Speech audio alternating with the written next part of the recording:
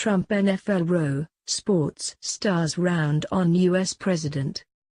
U.S. President Donald Trump is facing growing condemnation from the sports world after his criticism of players. On Friday, Mr. Trump said the National Football League, NFL, should fire players who protest during the U.S. anthem. Top football players have attacked Mr. Trump in response. The sports boss called his comments divisive.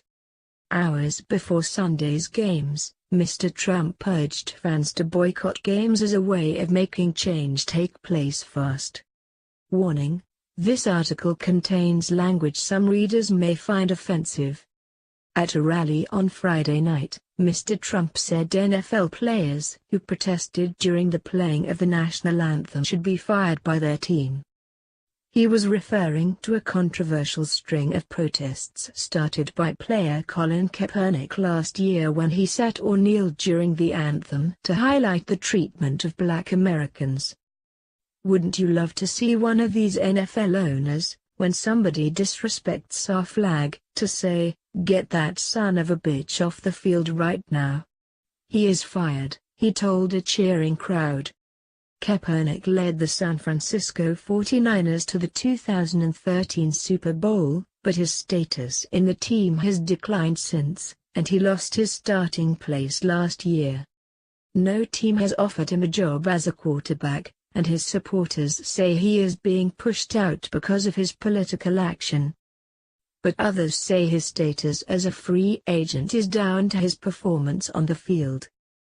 How did the NFL respond? NFL Commissioner Roger Goodell released a statement saying divisive comments like these demonstrate an unfortunate lack of respect. President Trump, however, doubled down on his comments in a tweet. The NFL Players Association said the president had crossed a line by effectively telling players to just shut up and play.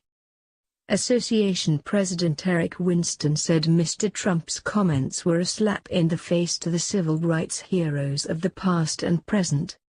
Who else has joined in the criticism? On Saturday night, the Oakland Athletics' Bruce Maxwell became the first Major League Baseball player to kneel in protest during the national anthem, mimicking the gesture of protest started by Colin Kaepernick. His father is in the military and he was born on an army base, U.S. media report. He told a reporter he was kneeling for people that don't have a voice. Jed York, CEO of the San Francisco 49ers, Kaepernick's former team, said he would continue to support his players. The callous and offensive comments made by the president are contradictory to what this great country stands for, he said in a statement.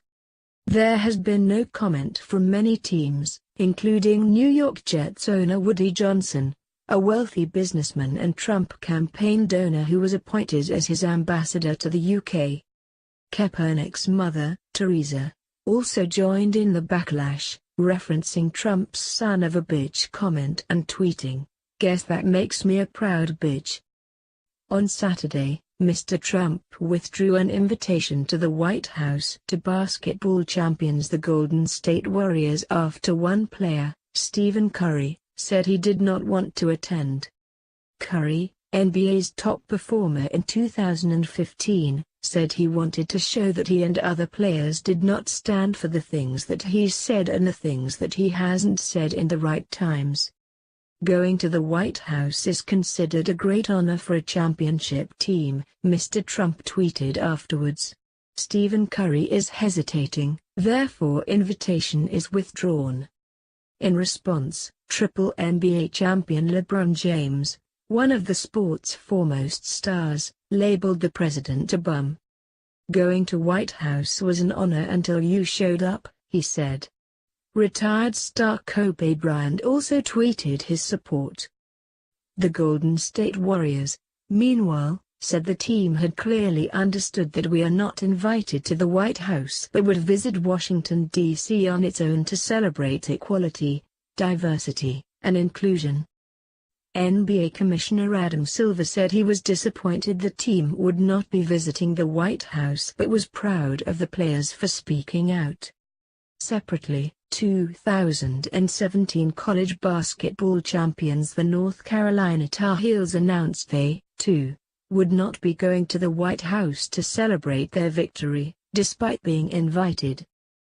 A spokesman said a suitable date that worked for both parties could not be found. Analysis: Trump knows his audience. Anthony Zurcher, North America reporter, Alabama. Donald Trump spoke for nearly an hour and a half at his rally in Alabama on Friday. The audience of 10,000 was enthusiastic, but one of his biggest applause lines, outside of swipes at North Korea and Hillary Clinton, was when the president took aim at any son of a bitch in the NFL who protests during the national anthem. The crowd went wild, and the president kept going, lamenting recent rule changes, in response to evidence of devastating brain injuries to players, that seek to punish the most ferocious hits in the game.